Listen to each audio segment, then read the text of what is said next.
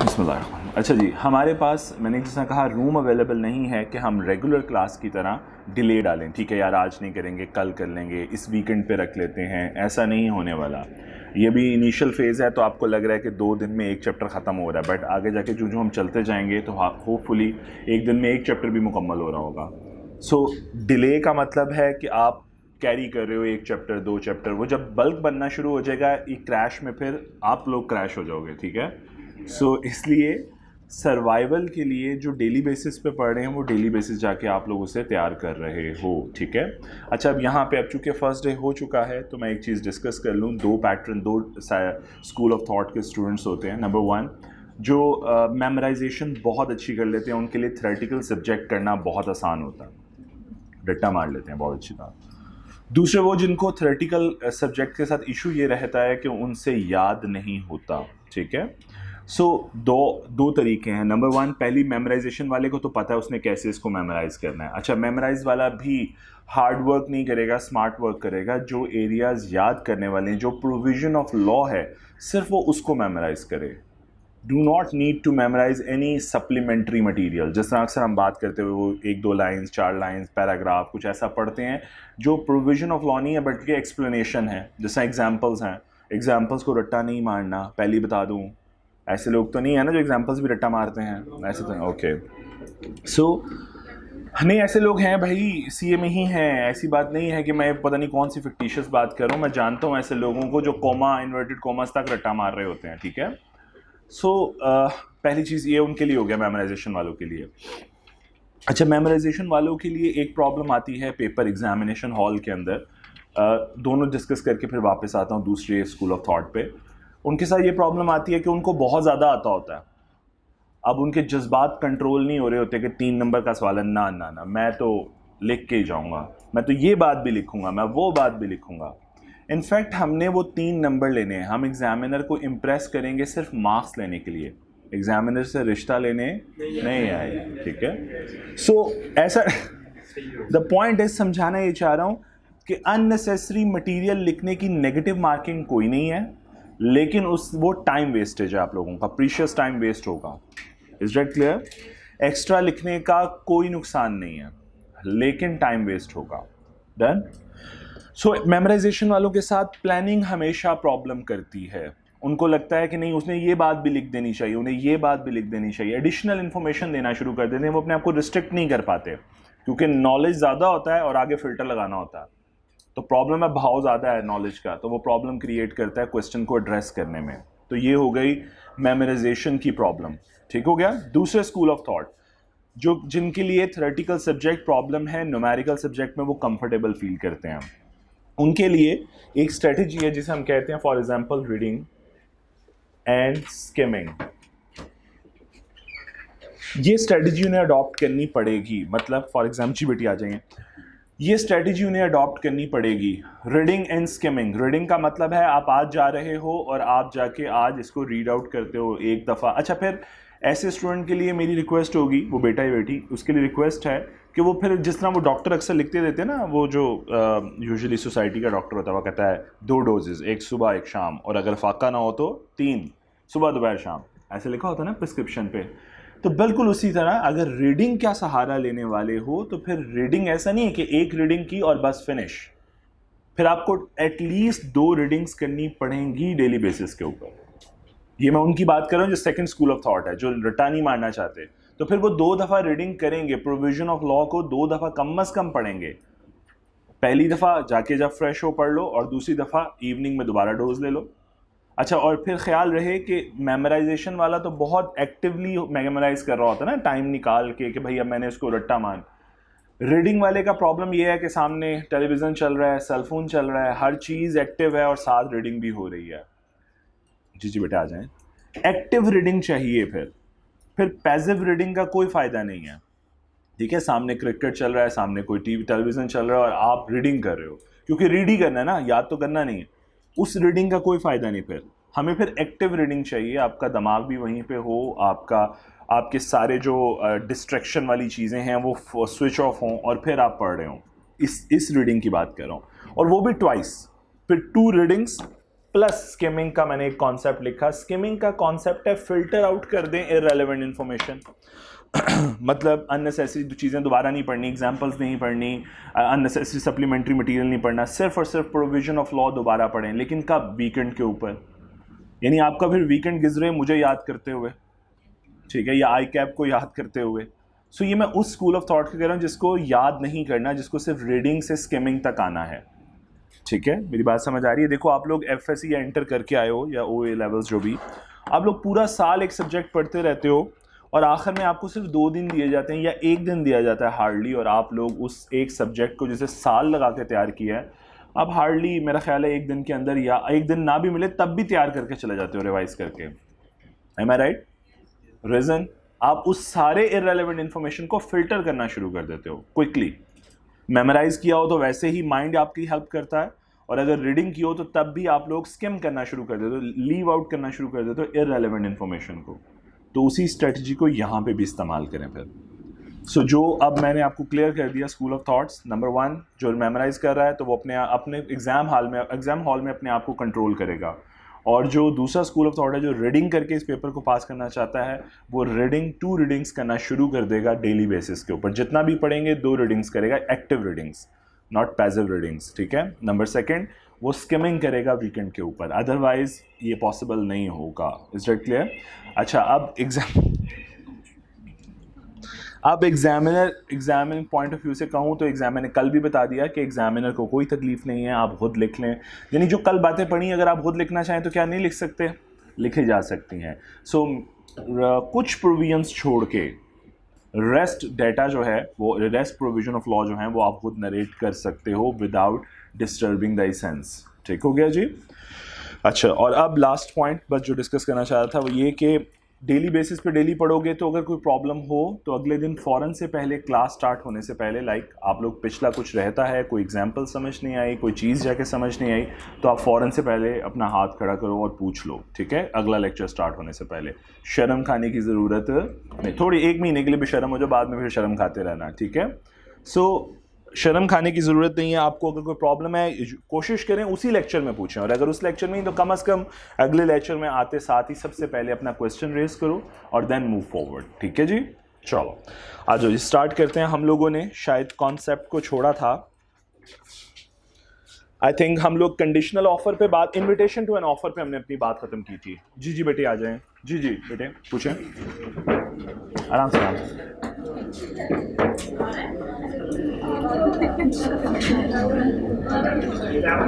हाँ जी बेटे, 11th example. Okay बेटा, उसने कहा जी मैं एग्जाम्पल 11 डिस्कस कर रहा हूँ। Adeel ask Mohsin to send the reply of this offer by email. Mod conditional हो गया बेटा, मॉड कंडीशनल हो गया कि किस वे में, किस मैनर, मॉड या मैनर कह ले आप, जो भी कहना चाहें। Practice question. Okay okay, sorry बताना था ना यार फिर। अच्छा जी, आप लोगों ने वो नोट्स ले लिए थे वहाँ से, और मैंने रिक्वेस्ट की थी कि कुछ बहुत आसान है तो वो मैंने मेंशन करता गया था नंबर, वो घर जाके किए हैं। ये बीच में आप कुछ लोग बेईमान हो गए। हाँ, किसने नहीं की? हाथ जरा ईमानदारी से जरा हाथ खड़ा करना। हाँ देखा? अच्छा चलो, अब कुछ लोग आहिस्ता आहिस्ता। चलो अच्छा जी, प्लीज़ हम लोग ये किया करेंगे, हम लोग यूँ किया करेंगे कि मैं आपको सपोज प्रैक्टिस क्वेश्चन में एक अच्छा क्वेश्चन है जो हम क्लास में डिस्कस कर लेंगे, 1-2 और क्वेश्चन जो बहुत आसान है वो मैं कोशिश किया करूँगा, आपको कह दिया करूँगा ये नंबर है प्रैक्टिस क्वेश्चन का, आप घर जाके पढ़ लें, तो वो आप होमवर्क के तौर पे पढ़ लिया करेंगे। ठीक है? अच्छा जी, मैं ज़रा उसका सहारा ले लेता हूँ। सर ऑफर और इनविटेशन ऑफ ऑफर में मतलब थोड़ा सा जी बेटी मैं बता देता हूँ दोबारा। अच्छा जी, प्रैक्टिस क्वेश्चन है जो इसी एमसी कुचल से कैरी किया गया या एक लाइफ एग्जांपल से कैरी किया गया है। Practice question number 11।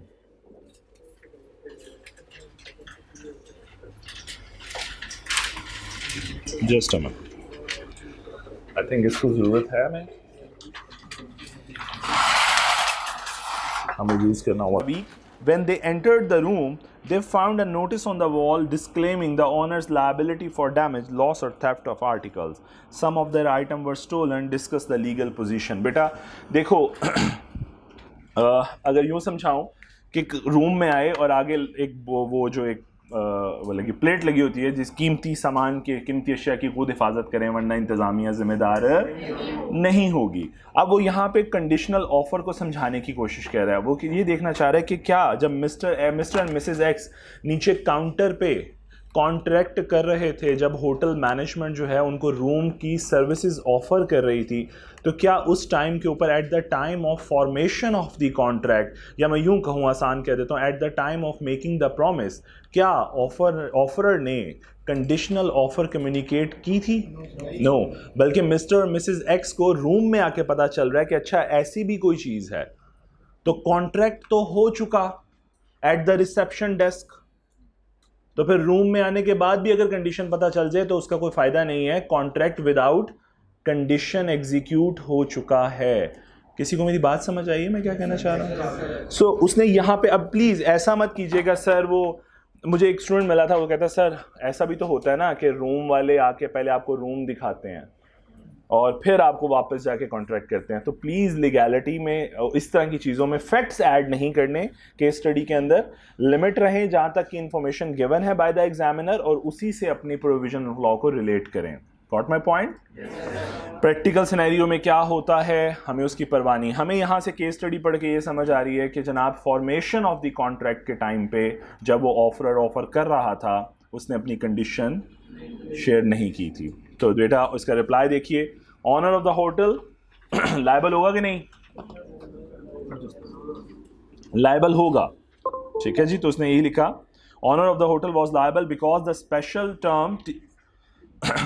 टीम्स लिखा हुआ है, स्पेशल टर्म कर लीजिएगा, special term were communicated after the formation of the contract. Clear जी? चलो ले जी मैं इसको यहाँ पे कर देता हूँ। Okay ji, next ji please. वो तो जब रूम में एंटर हुए तो उसके बाहर लिखा हुआ था ना, मतलब कि तो आप कह रहे हैं कि जब डेस्क पे उन लोगों ने उधर कांटेक्ट किया था तो उधर उसने कहा when they entered the room में जब एंटर हो गए, मतलब इसका मतलब है they are just trying to say कि कॉन्ट्रैक्ट फॉर्मेशन हो गई। रिसेप्ट देखो आपको रूम की चाबी तभी देगा ना जब आप कॉन्ट्रैक्ट कर लोगे, जब हम ही बढ़ लोगे कि हाँ रूम का रेंट दे देंगे। सो इनफैक्ट फॉर्मल भी हो सकता है, एक्सप्रेस में भी हो सकता है। और यूजुअली क्या होता है वैसे होटल के साथ जब कॉन्ट्रैक्ट हो रहा होता है, रिटर्न हो रहा होता है, रिटर्न हो रहा होता है, आपसे साइन करा लेते हैं एक जगह पे। रिटर्न कह सकते हो, एक्सप्रेस कह सकते हो जी। डन, चलें जी 13 इसी की। ओके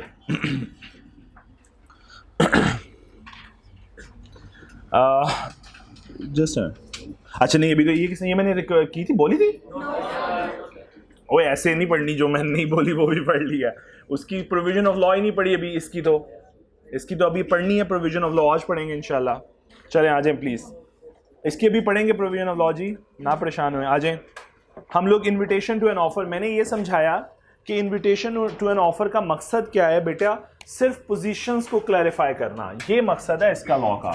और जिन स्टूडेंट को ये प्रॉब्लम आ रही है कि नहीं सर ये क्या बात हुई, इनविटेशन टू एन ऑफर नहीं होती, तो बेटा मुझे एक बात बताओ, मैं कल भी लास्ट में जाते हुए एक क्वेश्चन पूछ रहा था, रेड सिग्नल पे क्यों रुक जाते हो? क्यों नहीं चल जाते? क्यों? अच्छा इसमें लॉजिक क्या है, मुझे लॉजिक बताओ। आपको सिर्फ इतना पता है वो सामने खड़ा है, इसने रोक लेना है, और अगर ना खड़ा हो तो आपका ईमान डोलना शुरू हो जाता है ना चाहते हुए रेस पे पहुंच जा रहा होता है कि अच्छा नहीं भागो यहाँ से।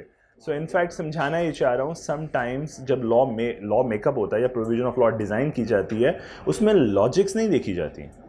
एक देखो लॉ का मकसद क्या है, एक रूल बना देना, एक यार्ड स्टिक बना देना और या एक स्टैंडर्ड बना देना और सबको कहना इसे फॉलो करो। मेरी बात समझ आ रही है? उसके अंदर अगर लॉजिक ढूंढने की कोशिश करोगे तो फिर पहले ये क्वेश्चन का आंसर ढूंढो, रेड सिग्नल पे क्यों रुकते हो? लॉजिक क्या है? लॉजिक कोई नहीं है, एक स्टैंडर्ड प्रिंसिपल बनाया ताकि ट्रैफिक के निज़ाम को बेहतर तरीके से चलाया जा सके। जी बेटे क्वेश्चन है कोई?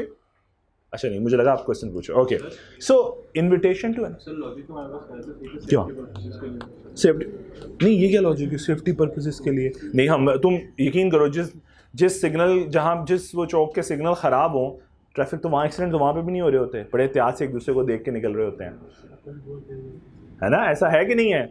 इवन कि आप कभी लेट नाइट ड्राइव कर रहे हो तो तब आप ख़तरनाक, आप यूजुअली ग्रीन सिग्नल पे रुकते हो कि कोई पागल लाल ना तोड़ के आ रहा हो, ऐसा है कि नहीं है? आप लोगों को इत्तेफाक हुआ है कभी लेट नाइट? तो आप लोग रेड पे नहीं रुकते, आप ग्रीन पे रुकते हो कि यार कोई बेवकूफ कहीं रेड तोड़ के ना आ रहा हो, ठीक है? सो बात समझ आएगी? चलो अच्छा जी, मूव करता हूं। मैंने कहा इनविटेशन टू एन ऑफर का मतलब सिर्फ पोजीशंस को एलोकेट करना है कि आपसे ऑफरर की पोजीशन वापस ली जा रही है। आपको कहा जा रहा है जो डिस्प्ले है गुड्स का, ये इनफैक्ट इंफॉर्मेशन है about the goods, quality of the goods, कि वो ऑफर क्या कर रहा है, उसकी सर्विसेज के पैरामीटर्स या करेक्टरिस्टिक्स क्या हैं, जबकि आप जाके काउंटर पे क्या करने वाले हो, ऑफर करने वाले हो। मेरी बात समझिए, आपकी सिर्फ पोजीशन को क्लैरिफाई किया जा रहा है। इसका मतलब है हम ये कह सकते हैं कि जितनी भी एडवर्टाइजमेंट्स हैं दे आर एक्चुअली क्या है, इनविटेशन टू एन ऑफर। क्या आपको सिर्फ गाइड किया जाता है, न्यूज़पेपर भरे पड़े हैं एडवर्टाइजमेंट से, तो वो क्या है, क्या वो ऑफर्स हैं? नहीं, वो इनफैक्ट इनविटेशंस हैं कि आइए ऑफर कीजिए, बिकम एन ऑफरर। और अगर आप ऑफर करेंगे तो एक्सेप्टर के पास राइट है कि वो चाहे तो आपकी ऑफर को एक्सेप्ट कर ले और चाहे तो रिजेक्ट कर दे। बेटी समझ आया बात की? किसने पूछा था? सो पढ़ते हैं दोबारा यहीं से। An offer is different from an invitation to an offer. ठीक है जी। The intention in invitation of an offer is to circulate information of his readiness to do the transaction, यानी सिर्फ आपको इंफॉर्मेशन स्प्रेड की जा रही है ताकि आप ट्रांजैक्शन एग्जीक्यूट कर सकें। Such intentions are not offer and do not equivalent to promise on acceptance, और ना ही ये आप सामने वाली पार्टी ने आपने एक्सेप्ट कर लिया तो ये कोई प्रॉमिस बन जाएगा। और जनाब जब ऑफर ही नहीं है तो काहे का प्रॉमिस? ठीक है, यानी आप चीज शेल्फ से उठा रहे हो तो you are not actually making an acceptance, you are actually going to make an offer. जी, इसका मतलब ये है कि हम ये कह के तो हम सामने वाले को ऑफर बनाना चाह रहे हैं, हम कस्टमर को ऑफर बना रहे हैं एक्चुअली कि तुम ऑफरर हो, वो इनविटेशन टू एन ऑफर। इसका मतलब है अब जब भी आप इसके बाद रिटेल आउटलेट्स पर जाएंगे तो आपके ज़हन में थोड़ा सा लॉ तो ज़रूर आएगा। अच्छा जी, इसके साथ ही प्लीज़ एग्जाम्पल मैंने 12 और 13 कही थी, पढ़ी एक दफ़ा? चलो दैट्स ग्रेट। तो ज़रा आते हैं अपने नोट्स पे आइए। ये जो आपके पास MC कुचल के नोट्स हैं, MC कुचल के नोट्स में आपके पास प्रैक्टिस क्वेश्चन नंबर 9 है जी। मैं आपके सामने ओपन कर देता हूँ। मैंने ये कहा था पढ़ के आने को, वैसे 9 पढ़ा था। चलें दोबारा पढ़ लें जी, जल्दी से पढ़ लें, फिर टाइम कम है। ये है जी सामने, आप अपने नोट से पढ़ लें या सामने से, जिनके पास नोट्स नहीं है वो सामने से पढ़ लें।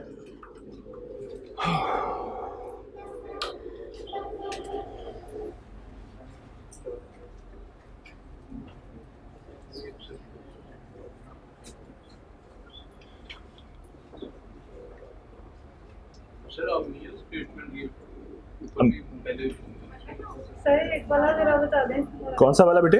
8 वाला 9 का है मैंने। कर लो। अच्छा 9 कर लिया, ओके जी। 8 पे आ जाते हैं इसके बाद। जी जी, notice will be sold by tender. Just a minute, मैं पहले 9 पे आंसर ले लूँ। 9 सबको समझ आ गई है? क्या हो रहा है? ऑक्शन कैंसिल हो गई जनाब, तो वो इनविटेशन टू एन ऑफर थी, ऑफरर तो आप होने थे, ठीक है? चलो डन। नेक्स्ट 8 में अ नोटिस। जी जी बेटे 7 और 8, ओके जी 7 और 8, 7 पे आते हैं। चले जी 8 पे आते हैं। Notice that the good stated in the notice will be sold by the tender. Is the notice a valid offer to sell? जनाब ये जो टेंडर नोटिस आता है, कभी देखें न्यूज़पेपर में, एक गवर्नमेंट यूजुअली ये लीगल रिक्वायरमेंट होती है गवर्नमेंट ऑफिसेस के लिए, पब्लिक ऑफिसेस के लिए, कि अगर वो कोई चीज़ सेल करना चाहते हैं, थ्रू ऑक्शन सेल करते हैं वो लोग, तो टेंडर नोटिस भेजा जाता है, इनवाइट किया जाता है ऑफरर को कि आओ फलां दिन के ऊपर। जिस तरह प्राइम मिनिस्टर ने मर्सिडीज़ और ये वगैरह की ऑक्शन करवाई थी, याद है आप लोगों को? आते साथ ही एक व्हीकल की ऑक्शन हुई थी कि जनाब इतनी व्हीकल्स पड़ी हैं तो हम उसको बेचना चाहते हैं, खान साहब ने जब की थी, ठीक है? तो वो इनफैक्ट क्या था, वो टेंडर नोटिस था कि आइए ऑफरर को इनवाइट किया जा रहा है, आएँ जी प्लीज़, ये कार के ये फीचर्स हैं, ये कार के ये फीचर, तो उसे टेंडर नोटिस कहते हैं, ठीक है? तो वो भी इनविटेशन टू एन ऑफर है। Then 7 number, X a broker of Mumbai wrote to Y a merchant of Ghaziabad, ओह इतने मुश्किल मुझे, stating the terms on which he is willing to do business. Is a letter valid offer by X to Y? बेटा देखो, वो अपनी सिर्फ terms share कर रहा है कि अगर यार मैं तुम्हारे साथ काम, एक बिजनेसमैन दूसरे बिजनेसमैन से ये शेयर कर रहा है कि अगर मैं तुम्हारे साथ काम करूंगा तो मेरी काम करने की ये टर्म्स हैं। He is not making an offer. तो ये ऑफर ही हुई अगर क्या चीज़, क्या ऑफर कह रहा है? कौन सी? प्लीज़ कौन सी प्रोडक्ट या सर्विस ऑफर की जा रही है? Nothing. He is just telling his condition कि अगर मैं काम करूंगा तो मेरे ये पैरामीटर्स हैं आपके साथ काम करने के. जिस तरह फॉर एग्जांपल मैं आपको प्रैक्टिकल एग्जांपल समझाता हूं. हम जब किसी सॉफ्टवेयर हाउस के साथ काम करते हैं ना, फॉर ERP सॉफ्टवेयर, तो हम उसे कहते हैं हमारे ये पैरामीटर्स होने चाहिए. आपके पास सर्विसेज स्टाफ होना चाहिए, हमें 24 आवर सर्विस मिलनी चाहिए, टेलीफोन फैसिलिटी हो, व्हाट्सएप फैसिलिटी हो, हमारा जब भी हम अपना कंप्लेन बुक करें हमारा जो रेजोल्यूशन है वो विद इन 24 आवर्स आ जाना चाहिए. अब ये पैरामीटर्स हैं हमारे. फिर आपका एक लोकेशन ऑफिस हमारे सिटी में होना चाहिए जहाँ पे हम लोकेट करते हैं. ये मेरी पैरामीटर्स हैं. ये मैं ऑफर नहीं कर रहा, अभी मैं सिर्फ आपको बता रहा हूँ कि अगर आप मेरे साथ कॉन्ट्रैक्ट करना चाह रही हैं और आपका IT हाउस है और मेरी कंपनी आपसे सर्विस लेना चाह रही है तो मेरे ये पैरामीटर्स हैं. क्या आप इन पैरामीटर्स को मीट करते हो then let's do a contract. फिर हम ऑफर करेंगे और वट एवर टर्म्स डिसाइड करेंगे, प्रोडक्ट या सर्विस डिसाइड करेंगे. क्लियर? विलिंगनेस है, लेकिन प्रोडक्ट या सर्विस कौन सी ऑफर हो रही है? नथिंग. टर्म्स शेयर हो रही हैं कि किस टर्म्स में मैं काम करूंगा. देखो आपने कभी शायद ना अभी तक आप उस सिनेरियो से नहीं गुजरे. एक बिजनेस कॉन्ट्रैक्ट ना खाली ऐसे एग्जीक्यूट नहीं होता. Suppose I am right now doing a contract with someone, मैं पिछले 5 दिन से उसके साथ ईमेल खेल रहा हूँ. मैं उसको टर्म हमारी 2 टेलीफोनिक कन्वर्सेशंस हो चुकी हैं, 2 ईमेल कन्वर्सेशंस हो चुकी हैं, but still we are going to meet today. और अभी कोई कॉन्ट्रैक्ट नहीं हुआ, अभी सिर्फ बातचीत चल रही है, टर्म्स शेयर हो रही हैं और अभी कोई ऑफर एक्सेप्टेंस भी नहीं है. और ये भी नहीं पता कि वो ऑफर करेगा या एक्सेप्टेंस होगी या कॉन्ट्रैक्ट भी होगा कि नहीं होगा. अभी तो सिर्फ बात हो रही है अच्छा आप करते क्या और करेंगे क्या मेरे लिए और क्या कर सकते हैं आप. बात समझ आ रही है? सो ये बिजनेस वर्ल्ड है बेटे. यहाँ पे ऐसे नहीं होता कि आप आज जाएंगे और अच्छा. ये प्रोडक्ट मार्केट भी नहीं है ना, सर्विस मार्केट और डिटेल्ड हो जाती है थोड़ी. बात समझ पाए हो मेरी? चलो.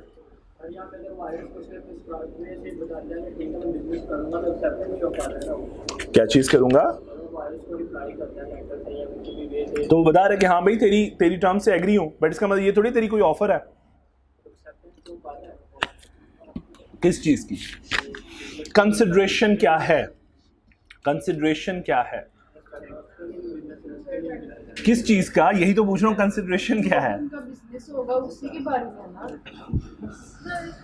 देखो बेटा अभी तक आप नहीं समझ पाए. मैं कह रहा हूँ ये इनिशियल कन्वर्सेशन है, इसे किक ऑफ मीटिंग्स कहते हैं. किक ऑफ मीटिंग्स क्या होती हैं? जिनमें आप इनिशियल डिस्कशन करते हो. अच्छा आपका पोर्टफोलियो क्या है, मेरा पोर्टफोलियो क्या है, आप हमारी टर्म के साथ मैच भी कर पाएंगे कि नहीं पाए. सपोज मैं कहता हूँ, चलें सपोज मैं कहता हूँ कि कुछ क्लाइंट हैं जो से सर्विस इंडस्ट्री के अंदर, वो कहते हैं कि जी हम आपसे तब ऑडिट कराएंगे सपोज अगर आपने किसी 5 या 10 लिस्टेड क्लाइंट के ऑडिट किए हों इन द लास्ट 4 ईयर्स. अब ये क्या है? क्या ये ऑफर है? ये वो मुझसे टर्म्स डिसाइड कर रहा है कि भाई आपके पास इतना एक्सपोजर है, if you have that exposure then have a meeting with me. तो सर ये ऑफर विद कंडीशन भी तो हो सकती है? नहीं, ये टर्म्स एंड कंडीशन, एक किक ऑफ मीटिंग्स हैं. It's just a sharing of information from both sides. देखो आप लोग क्यों कंफ्यूज हो रहे हो between the sharing of information. क्या मैंने अभी बोला कि मैं एक कॉन्ट्रैक्ट करना चाह रहा हूँ किसी पर्सन के साथ, इमिग्रेशन वाले कुछ लोग हैं उनके साथ कॉन्ट्रैक्ट करना चाह रहा हूँ. अब इसका मतलब वो पिछले 3 दिन से जो मुझे 3 ईमेल भेज चुके हैं, मैं उन्हें रिस्पॉन्स में 3 ईमेल भेज चुका हूँ, उसमें एक भी लफ्ज़ ऐसा नहीं है कि भाई अच्छा ठीक है मेरी ये ऑफर है और आप एक्सेप्ट कर रहे हैं. हम दोनों कोई चीज़ कंसिडरेशन तो दो उसको. क्या कंसिडरेशन है? अभी तक मेरी जो कन्वर्सेशन चल रही है वो ये चल रही है मैं कहाँ पे खड़ा हूँ, मैं क्या सर्विसेज किन किन लोगों को दे चुका हूँ, मैं किस डोमेन में एक्सपर्ट हूँ, और वो मुझे बता रहा है कि हमें किस किस किस्म की सर्विस चाहिए अगर हम आपको एक्वायर करेंगे तो, अगर हम आपको ऑफर करेंगे तो. अभी सिर्फ एक दूसरे से इन्फॉर्मेशन शेयर हो रही है एक दूसरे के बिजनेस के बारे में. वो मुझे कह रहा है मैं आपको बताता हूँ हम क्या क्या बिजनेस करते हैं, हम फलां कंट्री में हम वहाँ पे ये सर्विस दे रहे हैं, ये सर्विस दे. वो मुझे अपनी सर्विसेज बता रहा है कि वो एज अ बिजनेसमैन क्या कर रहा है और मुझे उसके बिजनेस को प्रमोट करना है. सपोज मेरी बात समझ आ रही है? कोई हाल नहीं तुम लोगों का. चलो जी आगे प्लीज. महज स्टेटमेंट ऑफ इन्फॉर्मेशन. मेयर का स्टेटमेंट का मतलब क्या? Mere statement of intention. There was a mere statement of intention and not an offer at all.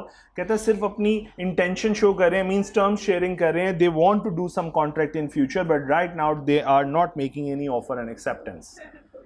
चलें जी प्लीज बस कर दो खुदा के बंदो, ये पेपर में नहीं आनी एग्जाम्पल. चलो चलें जी प्लीज. हम लोगों ने अभी तक एडिशनल पॉइंट पढ़े. एडिशनल पॉइंट के अंदर कम्युनिकेशन नहीं पढ़ी अभी हमने. अच्छा नीचे एक पॉइंट है लर्निंग ऑब्जेक्टिव 2.1.2 जो कि हमें ये दिखा रहा है कि भाई कम्युनिकेशन कैसे होगी, एक ऑफर कम्युनिकेट कब होगी, किस तरीके से। देखो बेटा, डस्टर कहाँ है पड़ा, प्लीज चलें जी आज पढ़ना शुरू करें। अभी तक कल वाली बातें हो रही थी। सपोज ये दो पर्सन है, मिस्टर ए मिस्टर बी। सो हम पढ़ने क्या लगे हैं वैसे? अच्छा, communication, okay. Suppose A is making an offer, एक ऑफर कर रहा है से कि ये गुड्स बेचना चाहता है बी को for 50,000 rupees. A is making an offer. Law की नज़र में एक ऑफर कब कंप्लीट हो जाएगी? तो लॉ कहता है कि जब दूसरी पार्टी तक कम्युनिकेट हो जाए, जब दूसरी पार्टी के नॉलेज में ये बात आ जाए। तो सिंपल सी बात है कि अगर बी की नॉलेज में ये ऑफर आ गई है तो मतलब ऑफर कम्युनिकेट हो गई है। बड़ी थकी हुई सी बात है लेकिन यस, दूसरे को पता चल गया भाई हाँ तो ऑफर है, बात खत्म, ऑफर कंप्लीट, ऑफर का प्रोसेस कंप्लीट। समझ आई बात की कुछ? चलो अच्छा जी, प्लीज आप जरा आते हैं, पढ़िए जरा कम्युनिकेशन मेरे लिए, मैं थोड़ा सा समझाने की कोशिश करता हूँ।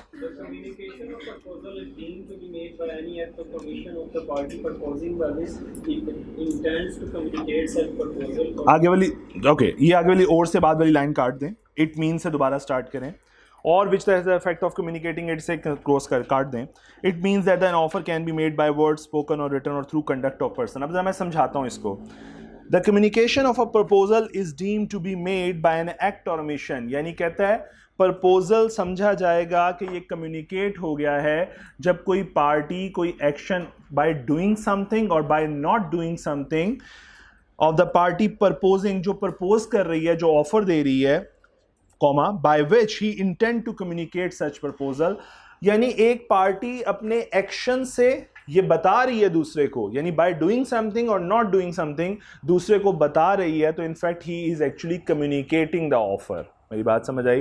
बड़ी थकी हुई सी बात है लेकिन ये लॉ है तो समझ ले थोड़ी सी, ठीक है? पेपर नहीं आएगा यहाँ से लेकिन समझ ले कम्युनिकेशन का मकसद क्या है। क्लियर? एग्जाम्पल पढ़िए प्लीज। और नीचे तो वही बात लिखी हुई है कि ऑफर क्या हो सकती है, एक्सप्रेस भी हो सकती है और इंप्लाइड भी हो सकती है।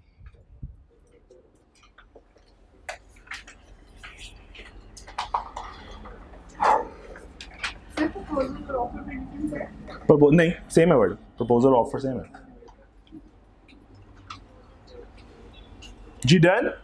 एग्जाम्पल ओके, 15 भी देख लेते एक दफा जल्दी से।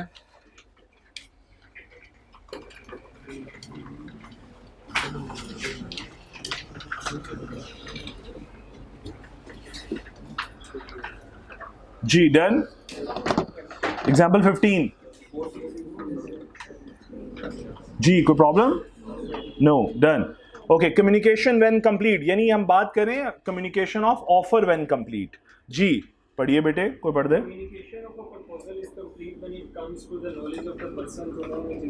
जी, जिसको की जा रही है उसके नॉलेज में अगर ये बात आ गई है तो समझ लें ऑफर का प्रोसेस कंप्लीट हो गया। जी प्लीज एग्जाम्पल 16 पढ़िए जल्दी से।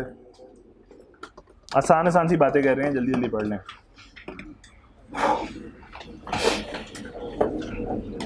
डन? अब तक हमने क्या क्या बातें पढ़ी? हमने पढ़ा ऑफर क्या होती है, ऑफर वैलिड कब होगी, ठीक है, और ऑफर कम्युनिकेशन प्रोसेस कब कंप्लीट होगा। डन? एक्सेप्टेंस पे आ जाएं प्लीज, थोड़ा सा जंप करें और मूव करें पेज नंबर जस्ट जी बेटे 25 पे। एक्सेप्टेंस की डेफिनेशन, एक्सेप्टेंस क्या है? रजामंदी, ऑफरी जब ऑफर को एक्सेप्ट कर ले। जी प्लीज पढ़िए मेरे लिए कोई।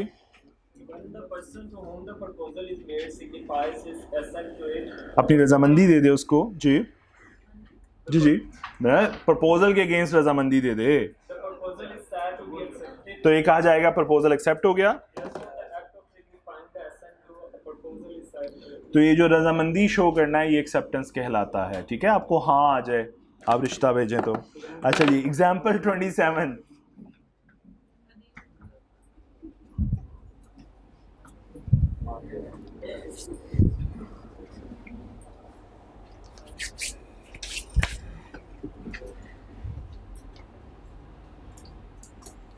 जी done.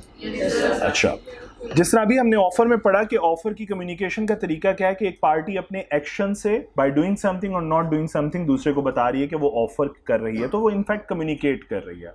Same with the acceptance, वही लाइंस दोबारा एक्सेप्टेंस के लिए लिखी हुई हैं, देखिए पढ़िए कम्युनिकेशन के हवाले से 2.2.2 लर्निंग ऑब्जेक्टिव। जी, Communication of acceptance of proposal is deemed to be made by any act of commission of the party accepting by which he intends to communicate such acceptance, बस यहाँ पे फुल स्टॉप, आगे वाली line काट दें। जी, अपने action से ये इंटेंड कर रही है, ये शो कर रही है कि वो ऑफर को एक्सेप्ट कर रही है। लें जी, अब एक छोटी सी बात, लेकिन जी अभी भी कुछ मशरकी घरों में, कल्चर में ऐसा होता होगा कि, सॉरी है कि मेरे पास एग्जांपल ऐसी पैथेटिक है, लेकिन चलो, यूजुअली मैं बता ही देनी है बेटे ना भी। अच्छा, यूजुअली फीमेल्स के लिए अगर पेरेंट्स यूजुअली रिश्ता आता है तो फीमेल्स को, अच्छा फीमेल को बता रहे हैं कि जी आपके लिए एक लड़का चुना है, एक बांदर चुन लिया हमने। सपोज फीमेल को टका के गुस्सा चढ़ा, वो गुस्से में उठ के चली गई है, पेरेंट्स आपस में क्या डिस्कस करते हैं? शर्मा, एक्सेप्टेड। उसने कुछ नहीं बोला, उसने सिंगल वर्ड भी नहीं बोला, गुस्से में उठ के चले गई है, लो जी बेटी बहुत मशरकी है, शर्मा गई है, ठीक है। एक्सेप्टेड मतलब आपने उसकी नेगेटिव कंफर्मेशन को आपने पॉजिटिव लिया, ठीक है, आपने उसको एक्सेप्टेंस समझा, ठीक है। ये रिश्ते में तो चल सकता है, ये बिजनेस के अंदर नेगेटिव कंफर्मेशन कोई हैसियत नहीं रखती। जवाब नहीं आया मतलब ना है, आपका बांदर पसंद नहीं आया, ठीक है, बात समझ आ रही है। और अगर आपको जवाब आ जाए तो एक्सेप्टेंस है, मतलब आप नेगेटिव कंफर्मेशन को एक्सेप्टेंस नहीं समझ। ऐसे कहूँ I want to offer my bike to you, और अगर 10 दिन में जवाब ना आया तो हाँ ही समझूंगा, ये कौन सा तरीका है, ठीक है। तो नेगेटिव कंफर्मेशन कोई चीज बिजनेस में, कोई कमर्शियल एग्रीमेंट्स में कोई चीज नहीं है, कोई हैसियत नहीं रखती। बेटी अगली 2 लाइंस पढ़ दे मुझे। proposal is not considered accepted if the offeree remains silent. जी, अगर ऑफरी साइलेंट रहा, जवाब ना आया, तो ये मत समझिए कि ऑफर एक्सेप्ट हो गई, ठीक है। It cannot be in the form of negative confirmation. जी, means Not accepted within a specific time, then it will be presumed. मतलब आपने कुछ अरसे में जवाब ना दिया, 5 दिनों में, तो मैं समझूंगा आपकी तरफ से हाँ है। नहीं जी, ऐसा कुछ नहीं है, ठीक है। ये बिजनेस एग्रीमेंट्स हैं, यहाँ पे साइलेंस एक्सेप्टेंस नहीं है, यहाँ पे डिले, फॉर एग्जांपल कोई जवाब ना देना या नेगेटिव कंफर्मेशन जो है वो एक्सेप्टेंस नहीं समझी जाएगी। Is that clear? तो जरा एग्जांपल 28 देखें ज़रा जल्दी से।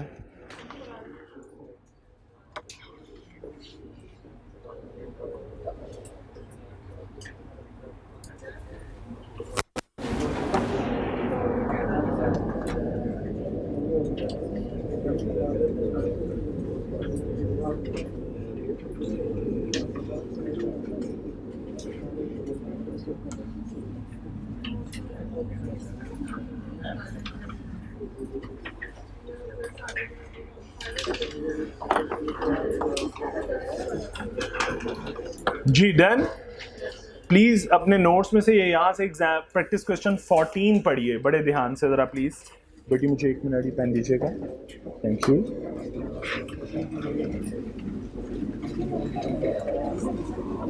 थैंक यू बेटी। 14 प्रैक्टिस क्वेश्चन।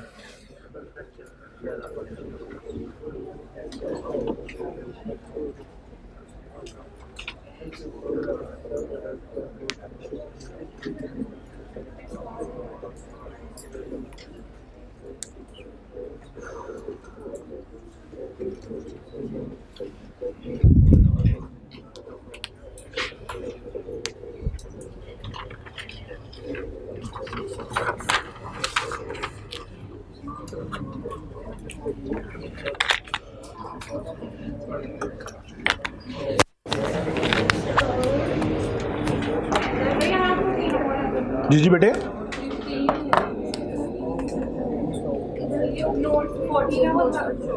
नोट्स में गलत है, चलो शायद कोई डिलीट कर दियो मैंने। चलें जी 13 कर लें जी, शायद मैंने कुछ डिलीट कर दिया होगा, आई डोंट नो। चलो चलें, मिल गई है ना ऑफर्ड वाली, एफ वाली, चलो प्लीज एक दफा पढ़ो ध्यान से। एफ ऑफर्ड, बेटा नंबरिंग गलत हो सकती है। If offered by letter to by, ये वाला दिस वन। अब आप देख लें आपकी नंबरिंग कौन सी है, नंबर शायद 13 है।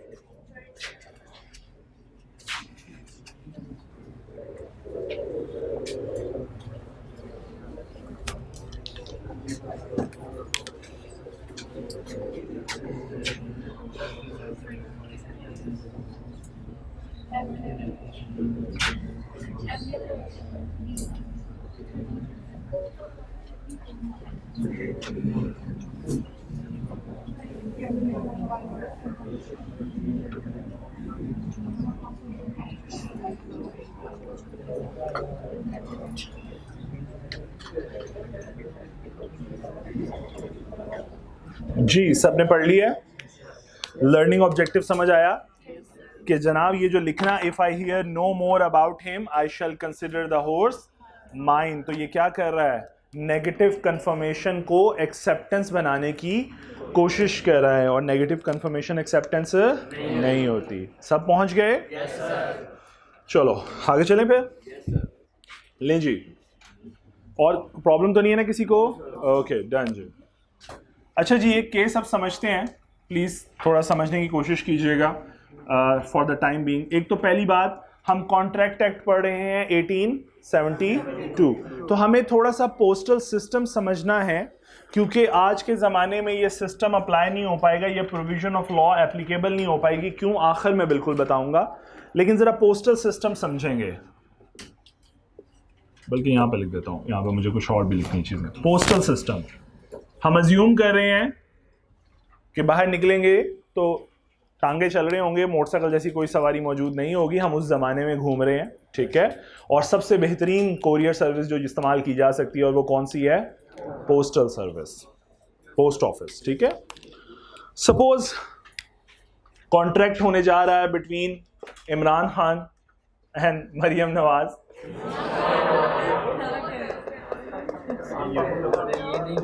अच्छा, ख़तो किताबत चलेगी लेटर के थ्रू, ठीक है, व्हाट्सएप नहीं है, ठीक है, सेल फोन्स नहीं है, हम पुराने ज़माने में जी रहे हैं, हम पोस्टल सिस्टम का सहारा लेंगे। सपोज आईके ने, प्लीज़ प्लीज़ प्लीज़, अच्छा जो मर्जी बना लो, बीच में घर जाके अपनी अपनी एग्जाम्पलें बना लेना, दिल खुश कर लेना। अभी सुन लो, ऑफर है जी, इमरान खान ऑफर कर रहा है जी, he wants to sell goods for 50,000 rupees, ठीक है, टू मरियम नवाज। मरियम कह देता हूँ, नवाज है, मुझे अंदर बाकी क्रैश में फिर जेल से ऑनलाइन पढ़ा रहा हूँ।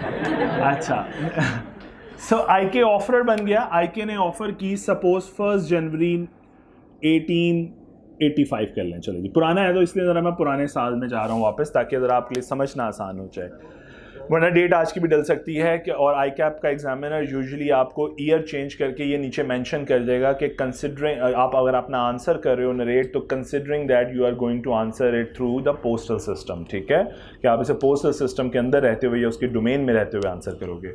सो 1 जनवरी 1885 को इसने ऑफ़र की, और ये लेटर अब ऑब्वियसली इस्लामाबाद से लाहौर पहुँचेगा तकरीबन कोई 2 दिन लगा के। सो 3 जनवरी को ये लेटर, ये ऑफर लेटर मरियम नवाज को पहुंच गया। बात समझ पा रही है? फिर नवाज बोल रहा हूँ, सॉरी जी, मरियम को पहुंच गया जी। सो अब मुझे बताइए कि ऑफर कब कंप्लीट हुई, या ऑफर की कम्युनिकेशन कब कंप्लीट हुई? 3 को, when it in comes in the knowledge of the offeree. तो जो ही ये ऑफरी के नॉलेज में आ गई बात, ऑफर आ गई, तो it will become, offer will be completed, या communication of offer will be completed. Okay जी। अच्छा, 2 दिन तो सोचा होगा लेटर पढ़ के, ठीक है, को 5 तारीख को ख्याल है कि हाँ इस प्रपोजल को एक्सेप्ट कर ही लेते हैं, ठीक है। तो उन्होंने 5 तारीख को इसका जवाबी कार्रवाई की, ठीक है, और 5 तारीख को अपना एक्सेप्टेंस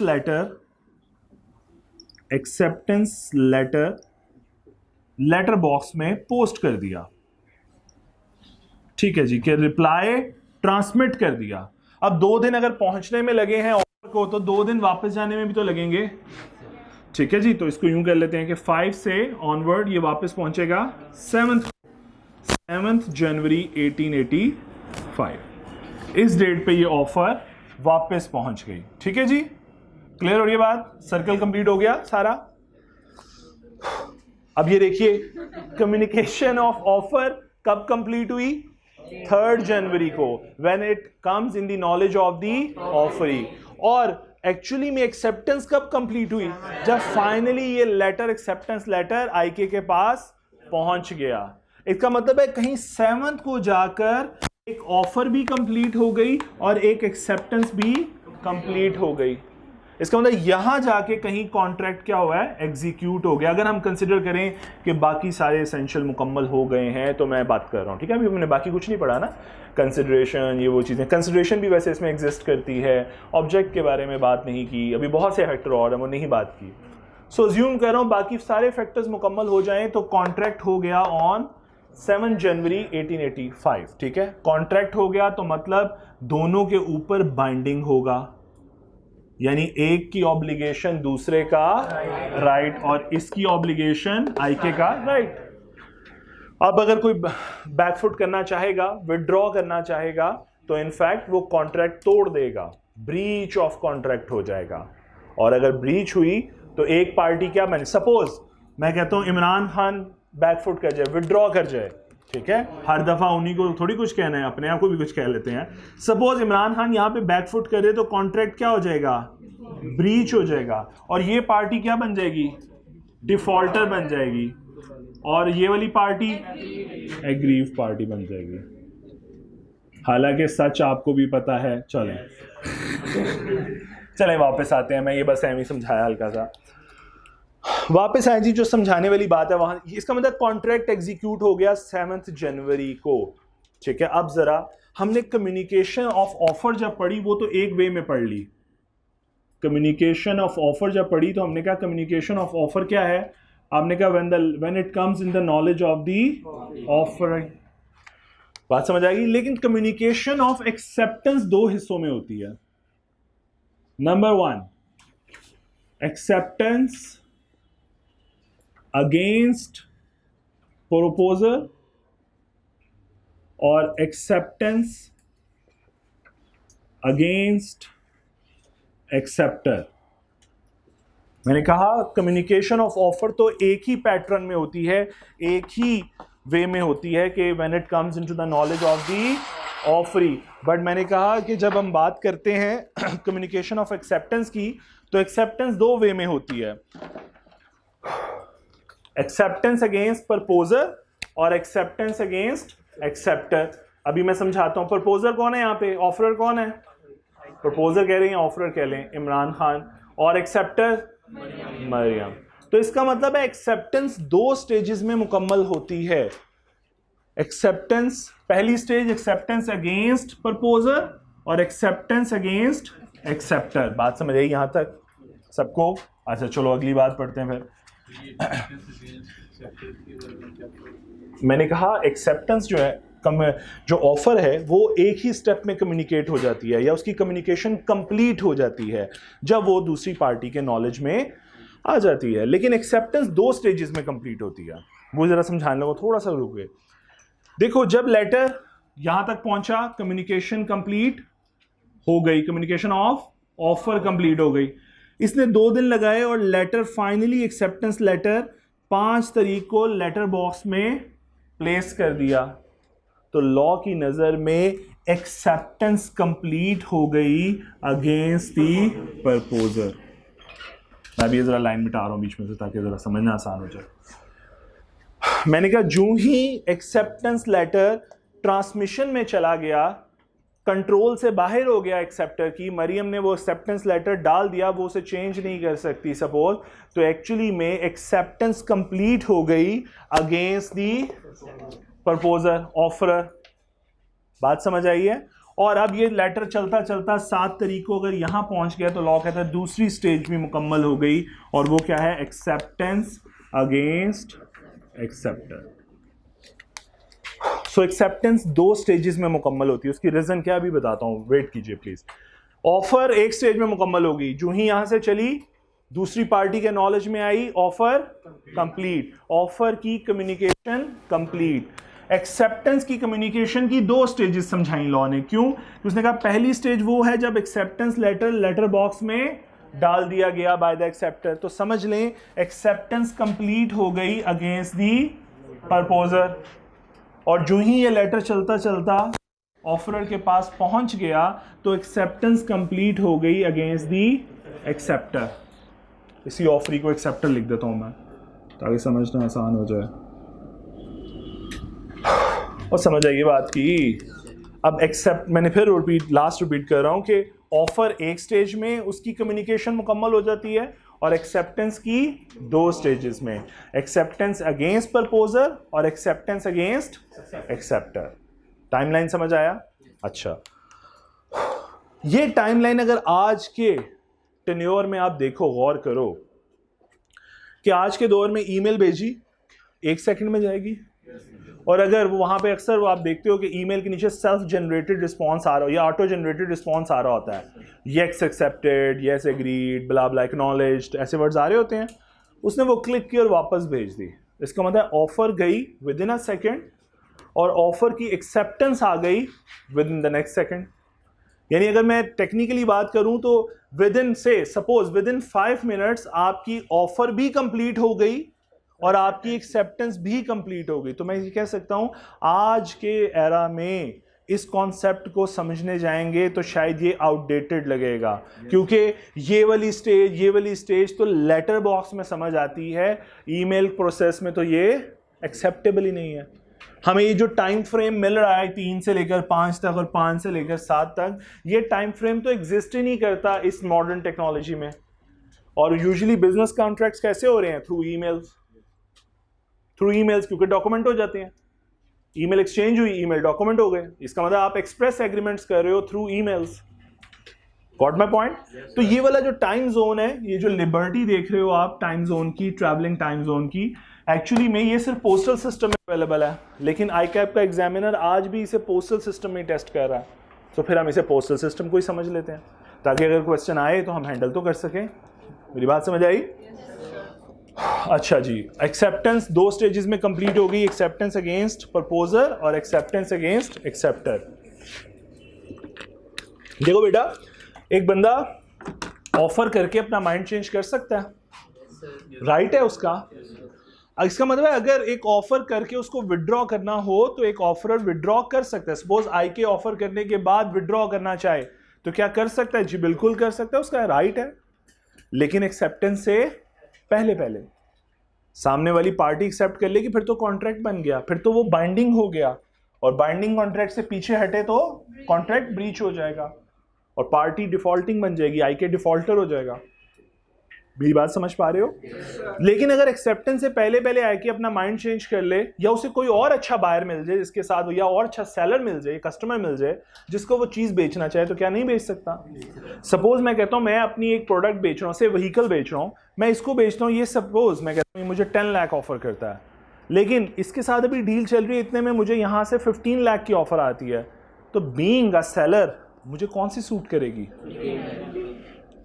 मैं अपने फायदे की बात सोचूंगा ना, मैं फौरन से मूव करूंगा। तो अगर इसने अभी तक ऑफर को एक्सेप्ट नहीं किया तो मैं विड्रॉ कर सकता हूं अपनी ऑफर और मैं यहां पे अपना कॉन्ट्रैक्ट एग्जीक्यूट कर सकता हूं। जी बेटे। सर, जब 5 तारीख को एक्सेप्टेंस लेटर भेजेगा तो अगर 6 तारीख को ऑफर का पीछे से लेटर आ जाए कि मैं ये अभी उस पे आना, रेवोकेशन नहीं, अभी डिस्कस उसी पे लेके जा रहा हूँ, बेस बना रहा हूँ उसी पे। यही तो इसलिए तो बातें कर रहा हूँ यार, वरना डायरेक्ट भी मैं भी जा सकता था।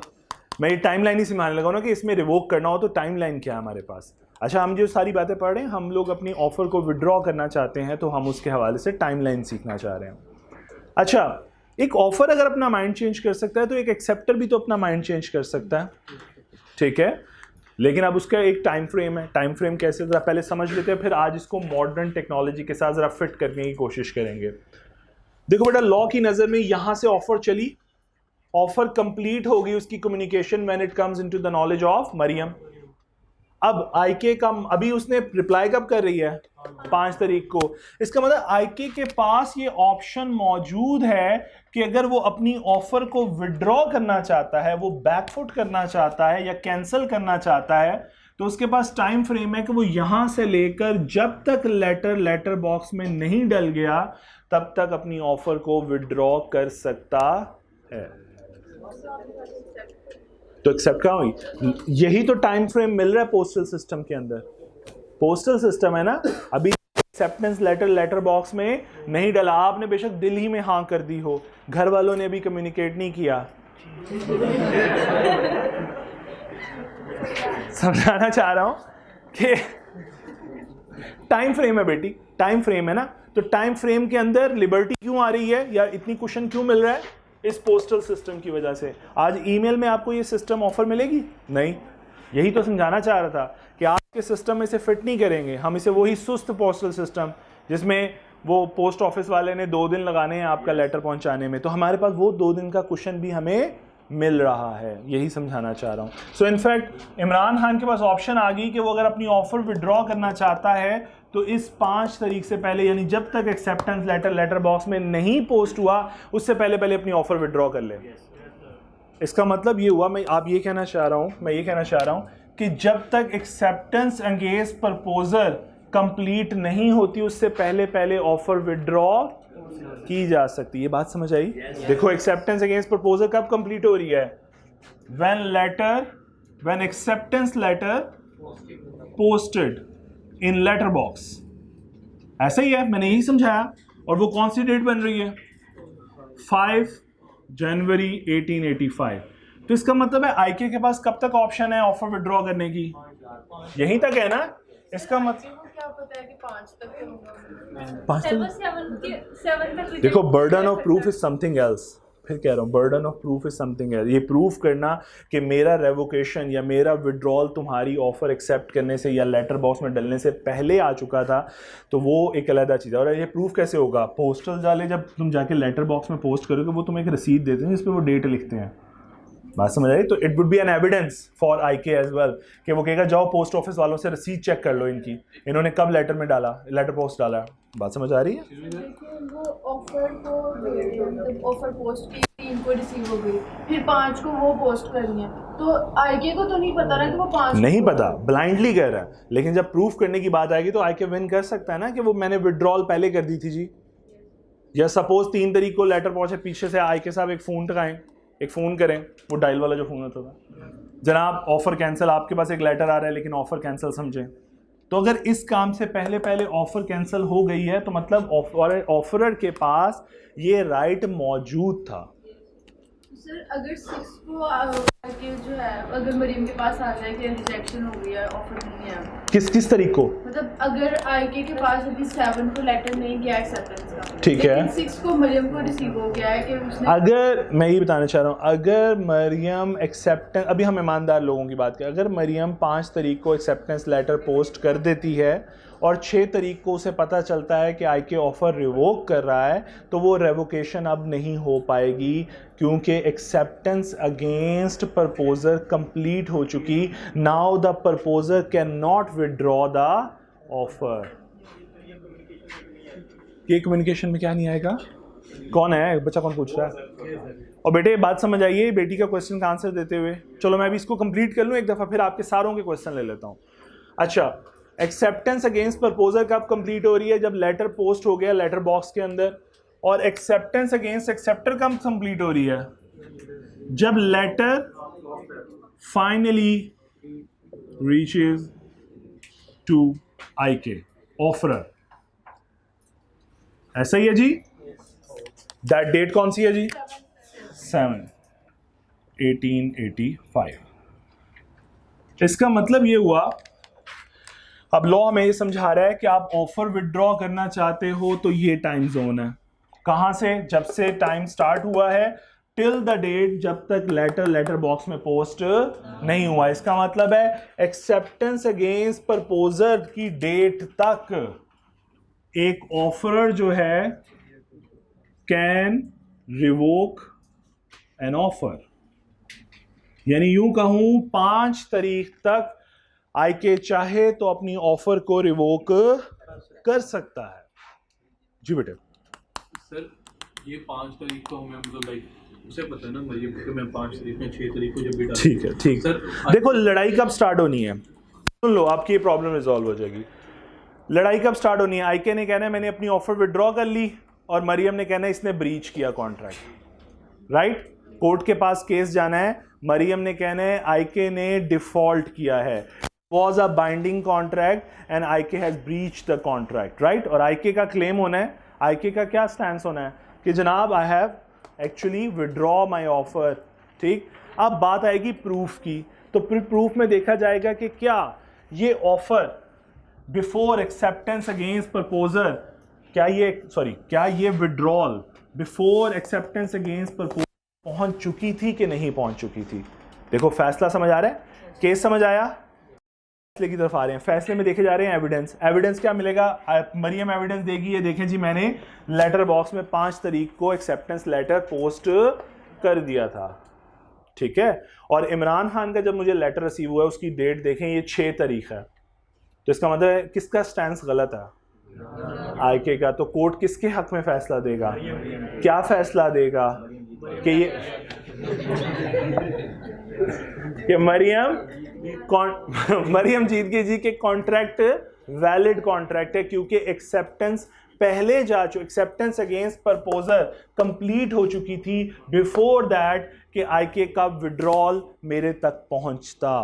सर तो जो आईके ये सर्टेन तो नहीं है ना हो बेटे, ना हो। मैंने तो यही तो समझाया कि मुझे सर्टन होने की क्या जरूरत है, मुझे ये क्यों देखने की जरूरत है कि मरियम तक लेटर पहुंच गया या मरियम ने लेटर बॉक्स में डाल दिया कि नहीं डाला। मैं क्यों देखूं? मैं अपना स्टैंस के ऊपर विड्रॉ कर रहा हूं, और मैं विड्रॉ कर रहा हूं और मैं जा रहा हूं। अब कोर्ट में केस कौन करेगा? मरियम केस करेगी, वो अपना स्टैंस पेश करेगी, वो स्टैंस पेश करेगी कि जनाब इसने कॉन्ट्रैक्ट तोड़ा है, और मैं स्टैंस पेश करूंगा नहीं मैंने तो विड्रॉ किया है। फिर दोनों में से जो सच्चा साबित हो गया उसके मुताबिक कॉन्ट्रैक्ट का फैसला हो जाएगा। अगर लेटर मेरी विड्रॉल पहुंची है यहां पे तो फिर विड्रॉल गलत है, लेकिन अगर विड्रॉल पहुंची है यहां पे तो विड्रॉल वैलिड है। फिर मरियम का स्टैंस गलत है। वाह। अब ये फैसला कि जनाब 5 तारीख का ही, वैसे इतना कोइंसिडेंस होता नहीं, लेकिन अगर 5 तारीख का ही लेटर ऑफ एक्सेप्टेंस है, लेटर बॉक्स में डल गया, और 5 टाइम जोन के डिफरेंस है, लेकिन वो प्रूफ करना डिफरेंस आ जाएगा ना। प्रूफ को इस तरह करना है, वो बर्डन ऑफ प्रूफ कोर्ट पे छोड़ दें, ठीक है? वो टाइम जोन देख लेगी। देखो पोस्ट ऑफिस वाले जब रजिस्टर में एंट्री करते हैं तो टाइम वाइज करते हैं कि नहीं करते? करते हैं यार। बात समझ आ रही है?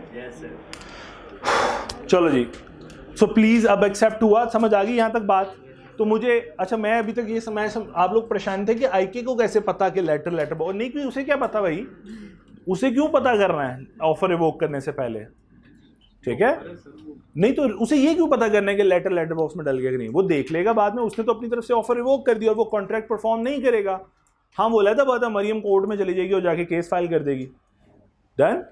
चलो, सो इसका मतलब अच्छा, ये जो राइट आपने प्रपोजर को दिया, ये राइट फिर एक्सेप्टर को भी तो दो कि वो भी तो क्या मतलब कि अगर एक ऑफर रिवोक हो सकती है तो फिर इस पोस्टल सिस्टम में चूंकि टाइमलाइन गिवन है तो फिर टाइमलाइन में एक्सेप्टेंस भी तो रिवोक करने दें। तो फिर लॉ कहता है ठीक है, यहां से यहां तक ऑफर रिवोक हो सकती है, यहां से यहां तक ये जो टाइम फ्रेम है इसमें एक्सेप्टेंस रिवोक हो सकती है, लेकिन किस डेट से पहले? 7 तारीख से पहले। इसका मतलब मैं यूं कहूं, एक्सेप्टेंस अगेंस्ट एक्सेप्टर कंप्लीट होने से पहले अगर एक्सेप्टर कैन रिवोक एक्सेप्टेंस, कि जहां ऑफरर को आपने राइट दिया कि वो अपनी ऑफर रिवोक कर सकता है, विड्रॉ कर सकता है, तो एक्सेप्टर के पास भी राइट है कि वो अपनी एक्सेप्टेंस विड्रॉ कर सकता है before the conclusion of the contract. जी बेटे। हाँ, तो उससे पहले फोन करके कह दो। 5 तारीख को लेटर भेजा, 6 को मूड बदल गया। क्या मतलब? घुमाने वाला फोन है मेरे पास, वो डायल वाला। क्या कर रहे हो यार?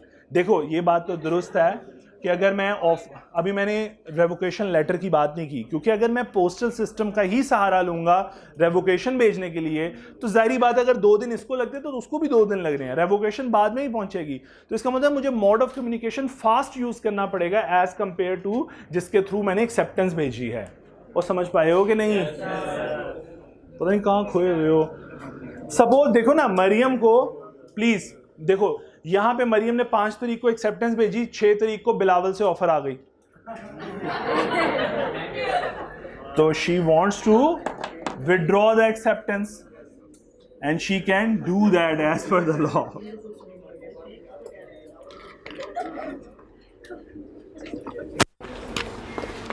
भाई एक बहन अपनी बहन को ऑफर कर सकती है, क्या होगा? अच्छा जी, समझाना ये चाह रहा हूं, समझ तो लो, लॉ तो समझ लो। एक ऑफर, अब प्लीज रुकिएगा। ऑफर, मैं सारा रिपीट करूं एक दफा। ऑफर एक ही स्टेप में कम्युनिकेशन उसकी कंप्लीट हो जाती है when it comes into the knowledge of offeree. Acceptance 2 stages में कंप्लीट होती है, एक्सेप्टेंस अगेंस्ट प्रपोजर और acceptance against acceptor. Acceptance against proposer कब कंप्लीट होगी? when the letter, actually acceptance letter posted in the letter box 5 को। और acceptance against acceptor कब complete होगी? when the letter finally reaches the offeree। is that clear? या यूं कहूं, when it comes into the knowledge of offeree, sorry offerer, sorry ji offerer। okay, so अब revocation की बात करें। एक ऑफरर अपनी ऑफर को रिवोक करना चाहता है, तो एज पर लॉ उसके पास टाइमलाइन अवेलेबल है, स्टार्ट से लेकर टिल द डेट जब तक लेटर बॉक्स में पोस्ट नहीं हो रहा। मतलब एक्सेप्टेंस अगेंस्ट प्रपोजर से पहले एक ऑफरर अपनी ऑफर को रिवोक कर सकता है, और अगर एक्सेप्टर अपनी एक्सेप्टेंस को रिवोक करना चाहे तो एक्सेप्टेंस अगेंस्ट एक्सेप्टर से पहले इस स्टेज से पहले एक्सेप्टेंस अगेंस्ट एक्सेप्टर से पहले वो अगर एक्सेप्टेंस रिवोक करना चाहे तो इस टाइम फ्रेम में वो रिवोक कर सकता है। Got my point? शुक्र है। चलो जरा आओ पढ़ते हैं, फिर इसे मुकाते हैं इसको यहां से। जी प्लीज मेरे लिए कोई पढ़े communication when complete. Learning object page number 26, learning objective है 2.2.3। जी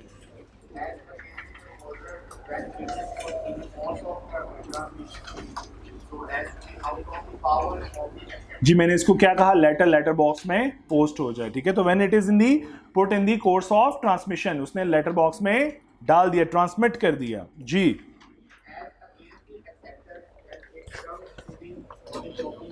प्रपोजर, क्या ये दोनों बातें समझ आ गई?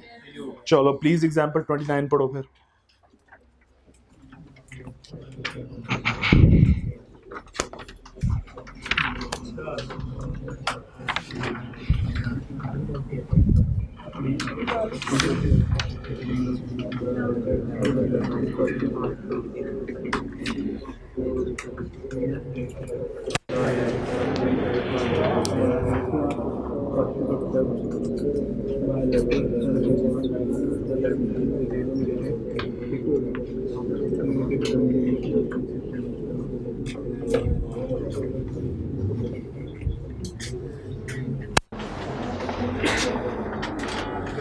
जी डन।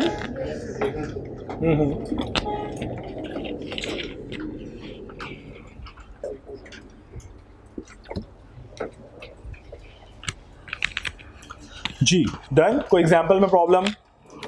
टाइमलाइन समझ आ रही है? ओके, नेक्स्ट प्लीज थोड़ा जंप करके नेक्स्ट पेज पे आइए, पेज नंबर 27 पे। लर्निंग ऑब्जेक्टिव है 2.3। प्लीज मैं थोड़ा जंप करवा रहा हूं ताकि आपको सीक्वेंस में चीजें पढ़ लें एक दफा, ठीक है जी। रेवोकेशन नजर आ रहा है हेडिंग? चलें प्लीज जरा पढ़िए मेरे लिए, कोई रेवोकेशन पढ़े मेरे लिए कोई प्लीज। रेवोकेशन पढ़ दें प्लीज। जी हमारा विड्रॉ का मतलब, इसका सॉरी रेवोकेशन का मतलब क्या है? विड्रॉ कर लेना, बैकफुट कर लेना या कैंसिल कर देना। जी एक ऑफर या एक्सेप्टेंस रिवोक की जा सकती है, लेकिन फॉलोइंग कंडीशंस देख लें। जी नंबर 1, अ प्रपोजल में बी रिवोक्ड। अब हम ये पढ़ने लगे हैं जी, जरा ध्यान रखिएगा। जी बेटे पढ़िए, दोबारा पढ़िए जरा।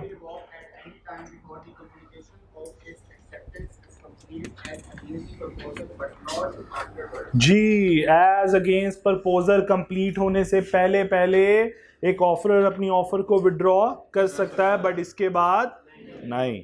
नेक्स्ट।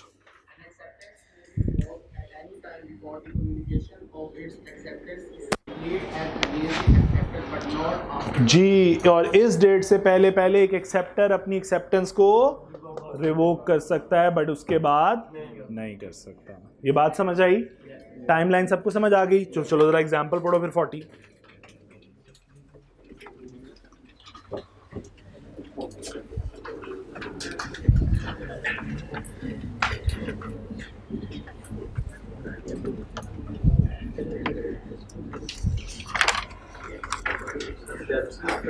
लैप्स खत्म होना, एक्सपायर होना। एग्जाम्पल 40 प्लीज पढ़िए।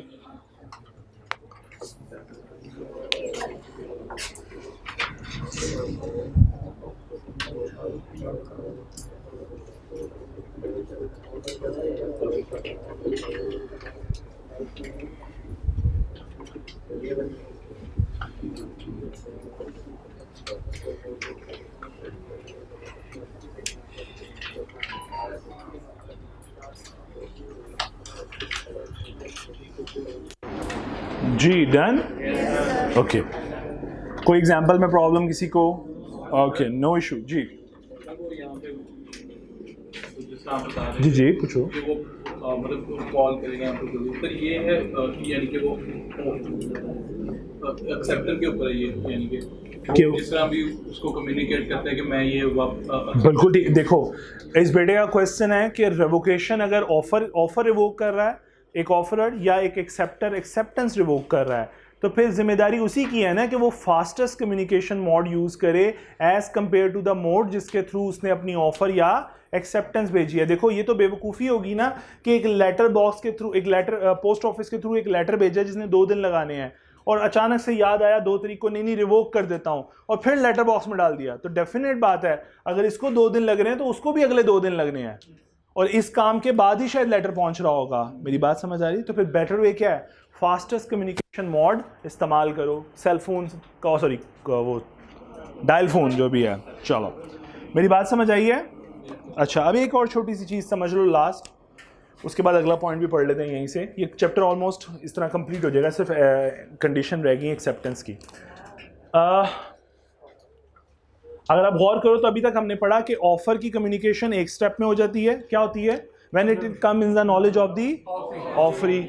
और एक्सेप्टेंस की कम्युनिकेशन 2 तरह से होती है complete, as against the proposer, as against the acceptor. तो तीसरी बात कर लेते हैं रेवोकेशन की, कि इसकी कम्युनिकेशन कैसे, हमने दोनों की कम्युनिकेशन पढ़ ली है ना, तो इसकी भी पढ़ लेते हैं। ये कैसे कंप्लीट होगी? तो ये बिल्कुल उसी तरह कंप्लीट होगी जिस तरह ऑफर कंप्लीट होती है। क्या मतलब? When it comes into the knowledge of other person। यानी रेवोकेशन कब कंप्लीट होगी, या रेवोकेशन की कम्युनिकेशन कब कंप्लीट होगी? जब दूसरी पार्टी को आपके रेवोकेशन का पता चल जाए। मैं अगर यूं कहूं आसान लफ्जों में, एक ऑफर कब रिवोक होगी? जब इस रेवोकेशन का नॉलेज मरियम को हो जाए। मरियम की एक्सेप्टेंस कब कंप्लीट होगी रेवोकेशन? जब इस बात का नॉलेज आईके को हो जाए।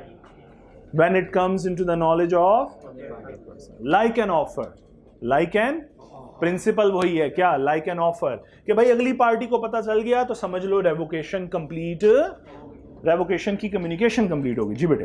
सर ये तो लोअर है, से पहले वो रिवोक कर सकता है। हाँ हाँ। सर अगर वो कोई कंडीशन साथ में दे रहा है अपनी ऑफर के साथ में, वो कंडीशन कौन ऑफर दे रहा है? क्या कंडीशन? लाइक थोड़ा ज़्यादा टाइम एक्सटेंड कर रहा है कि मैं इस टाइम तक जो है वो रिवोक कर सकता हूँ। नहीं, ऐसा कुछ नहीं। ना, टाइम फ्रेम अगर डिसाइडेड है तो फिर नहीं। इसमें देखो, प्रोविजन ऑफ लॉ के अगेंस्ट कुछ तय करके एग्रीमेंट नहीं हो सकता। एक बड़ा खूबसूरत यहाँ से एक मैं फैच कर लेता हूँ, एक आइडिया जो मैं आपसे शेयर कर लेता हूँ। लॉ के अंदर बहुत सी प्रोविजंस ऐसी होती हैं जिनमें लॉ खुद लिबर्टी दे देता है कि मैं ये कह रहा हूँ, अगर आप इसके कुछ बरक्स तय कर लें तो जैसा आप तय कर लें। पावर सेक्शन, इसे पावर सेक्शन कहते हैं, कि एक पावर सेक्शन में खुद मेंशन कर दिया जाता है कि आपको पावर हासिल है कि आप एग्रीमेंट के थ्रू इसके बरक्स कुछ तय कर लें। लेकिन कुछ ऐसे प्रोविजंस हैं जिनमें कहा जाता है जो मैं कह रहा हूं ये सुनो, आपने जो कहा वो बकवास। या आपने जो कहा वो null and void. Is that clear? So ऐसा नहीं हो सकता। डन? चलेंगे प्लीज जरा रेवोकेशन की कम्युनिकेशन पे आते हैं, जरा प्लीज पढ़िए कम्युनिकेशन ऑफ रेवोकेशन। ये एक्चुअली कम्युनिकेशन जो लिखा हुआ है इसके आगे आप दो दो वर्ड लिख लें ताकि आपको पता हो कि ये रेवोकेशन की कम्युनिकेशन है, ये कम्युनिकेशन की है, ये एक्सेप्टेंस की है या ऑफर की है। जी प्लीज वही लाइन दोबारा लिखी हुई है, जरा देखें जो सब में लिखी हुई है। द कम्युनिकेशन ऑफ, बेटा मैं लर्निंग ऑब्जेक्टिव 2.3.2 पे हूँ और पेज नंबर 28 वहीं से एग्जाम्पल 40 के बाद से स्टार्ट कर रहे हैं। जी बेटा जरा पढ़ दें। The communication of revocation of proposals and acceptances is deemed to be made by any act or omission of the party revoking by which he intends to communicate such revocation, बस full stop, आगे वाली बात पे the point is ये वही बात दोबारा नहीं लिखी हुई। सो कम्युनिकेशन का कॉन्सेप्ट सेम है ना, अपने एक्शन से बता दो या अपने बाय डूइंग समथिंग और नॉट डूइंग समथिंग से बता दो, ठीक है। तो ये कम्युनिकेशन वाले पैरा जहाँ जहाँ भी लिखे हुए हैं वो काट देना, जब बेशक काटने होंगे, याद ना करने की जरूरत नहीं है। हाँ टाइमलाइन याद करने की जरूरत है, अगली टाइमलाइन है communication of revocation when complete. जी The communication of revocation is complete as against the person making it when it is put in force of transmission to the person to whom it is made so as to be out of power of the person who makes it. जी अगली बात भी पढ़ दें फिर मैं As बताता हूँ। against the person to whom it is made when it comes to his knowledge. तो वो समझाना ये चाह रहा है कि अगर आई के ऑफर रिवोक कर रहा है और एक रेवोकेशन लेटर लिखता है तो समझ लें ऑफर रिवोक हो गई अगेंस्ट आई के, और जब तक वो दूसरी पार्टी तक नहीं पहुंची तो समझ ले अगेंस्ट मरियम रिवोक नहीं हुई है। यानी वो बिल्कुल ऐसे ही है कि लेटर आपके लिए तो लेटर लिख दिया गया और आपने पोस्ट में डाल दिया कि आपने रेवोकेशन फ्लोट कर दी, अब वो अगर पार्टी को पहुंच गई तो ऑफर रिवोक हो जानी है, अब आपकी पावर्स में कुछ नहीं रहा, आप इस डिसीजन को वापस नहीं ले सकते। लेकिन जब तक मरियम तक वो रेवोकेशन लेटर ना पहुंचा वो कम्युनिकेशन कंप्लीट नहीं होगी। ये बात समझ आई सबको? प्लीज जरा पढ़िए एग्जाम्पल 41। एग्जाम्पल 41।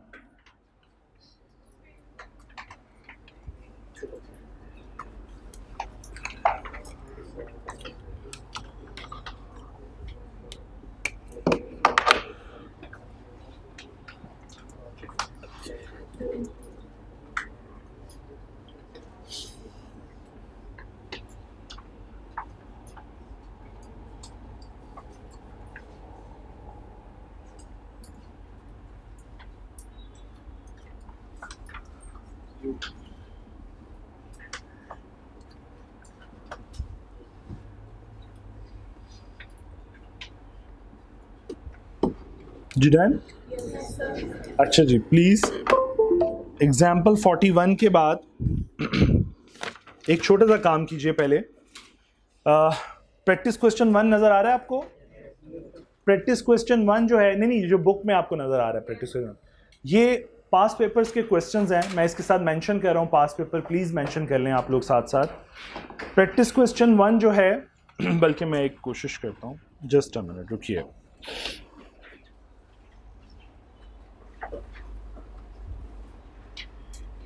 प्लीज़ एक मिनट, मैं आपके लिए इसको आसान कर देता हूँ ताकि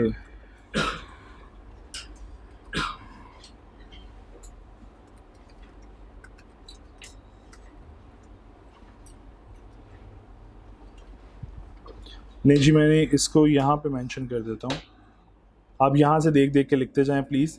प्रैक्टिस क्वेश्चन 1 आपके ऑटम 15 का पास पेपर है। और सॉरी ये क्या, सॉरी एक मिनट जी डस्टर दीजिएगा मुझे।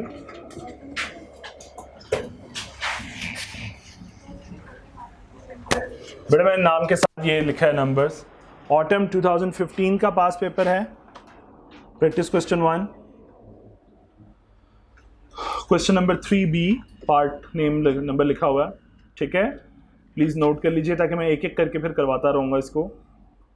डन? जल्दी जल्दी प्लीज यार। डन? नेक्स्ट प्रैक्टिस क्वेश्चन 2 जो है आपके पास बतूल वाला, स्प्रिंग 2020 का पास पेपर है, question number 3 part A.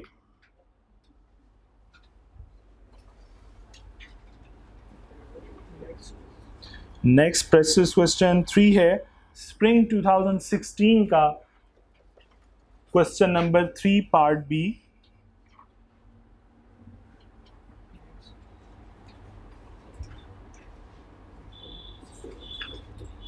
Ji done. 4 है जी ऑन 3 सितंबर वाला क्वेश्चन, ऑटम 18 का।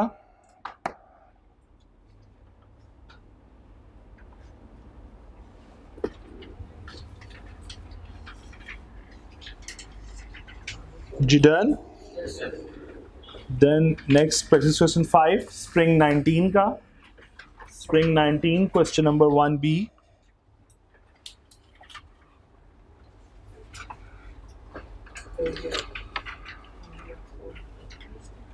आई think done, that's done, done. ठीक है जी, चलो। और एक घर से जो काम करना है, प्रैक्टिस क्वेश्चन 14, जो आप लोगों के पास 14 होगा, मेरी को मिस्टेक थी इसमें। 14 क्वेश्चन जो है ये इसी टाइमलाइन के ऊपर है सारा, जो आपने अभी टाइमलाइन पढ़ी है ये, तो ये प्रैक्टिस है। बेशक आप अभी कर लें और फिर छुट्टी कर लें, चलें। चलो,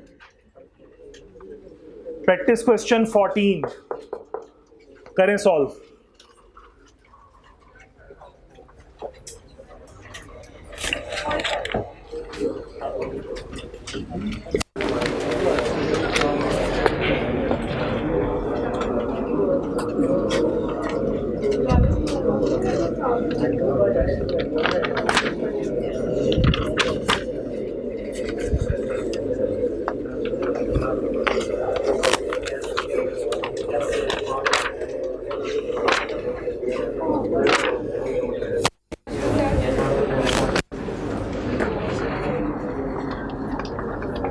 मरियम को आईटी को एक्सेप्टेंस लेटर मांगने से पहले मरियम को रिवोकिंग लेटर मांगना। ठीक है, अगर लेकिन मुझे ये बताओ, मेरे लिए वो इंपॉर्टेंट नहीं कि उसको कब पहुंचना है, मुझे ये इंपॉर्टेंट है आप मुझे ये बताओ कि लेटर ऑफ रेवोकेशन कब मिल रहा है। मेरे लिए ये इंपॉर्टेंट है। सर ऑफिस पर होगा ना तो पोस्ट पहले। नहीं, आप मुझे सिर्फ ये बताओ कि अभी रेवोकेशन लेटर किस डेट पे आप पहुंचा रहे हो। आप एक्चुअली पता क्या कह रहे हो, आप मुझे कह रहे हो इसको मिलने से पहले लेटर पहुंचे, मैं ये कह रहा हूँ मुझे टाइम बताओ किस डेट पे मिले, इस फेज में कि इस फेज में। क्योंकि अगर आपने मुझे कहा इस फेज में मिल जाए तो मैंने कहना हाँ रिवोक हो गई, तो फिर रिवोक नहीं हुई, फिर बात खत्म, रेवोकेशन हो ही नहीं सकती, क्योंकि हमने कहा नॉट आफ्टरवर्ड्स एक्सेप्टेंस। ठीक है, लेटर उसने देखो, एक क्वेश्चन सुन लें बेटी का प्लीज, एक बेटी का क्वेश्चन सुन लें कि अगर लेटर ऑफ रेवोकेशन 6 तारीख को पहुंच रहा है, ठीक है, 6 तारीख को आईके का रिवोक लेटर मरियम को मिल रहा है, लेकिन उससे पहले लिखा कहीं 2 तारीख को होगा या 3 तारीख को लिखा होगा आईके ने रेवोकेशन। ये मैटर नहीं करता कि आईके ने लिखा कब, क्योंकि रेवोकेशन कब कंप्लीट हो रही है, when it comes into the knowledge of other person Mariam. तो वो कब पहुंचा 6, तो रेवोकेशन कब कंप्लीट हुई फिर 6 को। क्लियर, समझ आई बात की? सबने कर लिया 14।